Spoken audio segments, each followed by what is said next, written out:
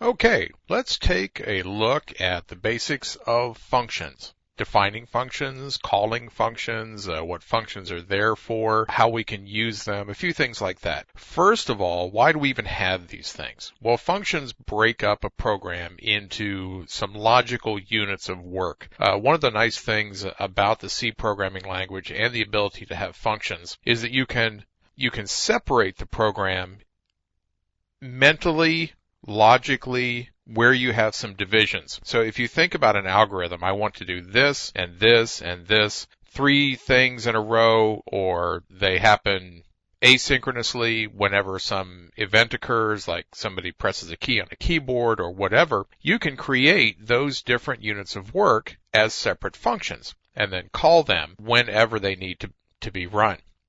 This also allows the development team to work separately. The development team can be spread around the world, which many are these days, and each part of the team can work on one or more functions, which then come together into a module, and then all of those modules come together into the entire application or program that's going to be released. Functions also allow you to independently test each of the functions. The lower and deeper into a program, the finer and finer small functions you can test, the better off you're going to be. It's absolutely wrong to try to inspect in quality at the end of the job and try to test the whole big application at once. You need to test all of the individual small functions. You need to understand what is everything that could go into a function, what is everything that could come out of it, and then you can write a small calling program that can call the function with every possible input and every possible testing for every possible output, and you understand if the function really works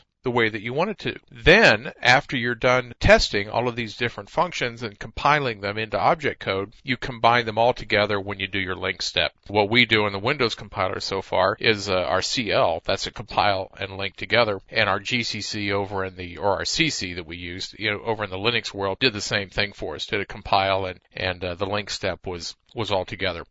Now let's take a look at a small program here.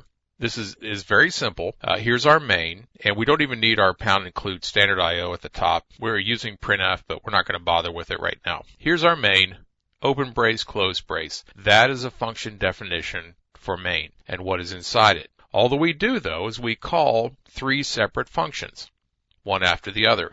Notice a call is different. Here we have main, open and close paren, no semicolon, and then an open brace. So we're defining what's in main. Here in Thnk, open and close parentheses, open and close paren, and a semicolon. So that makes this a statement. So we are calling or executing function 1.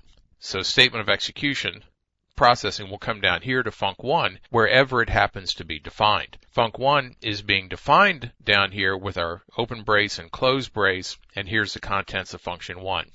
This is the statement called return, and I think we looked at this just a little bit before, but nothing in any detail. Return says to send back to the caller the value that's over here after a piece of white space. Printf, we already know that function a little bit. Printf will return a number, which is the number of characters that it outputs when it does its job. So this just allows us to return a value. We're not going to do anything with it. We're not catching the value up here or anything like that. We're just printing out I am function 1, a new line. That's the end of the statement. That's the end of the function right there. And our processing comes up to here. Function 2 gets called and executed. Processing will go down to function 2. When it's finished, we'll come back to function 3, perform it, and then we'll run off the end of main.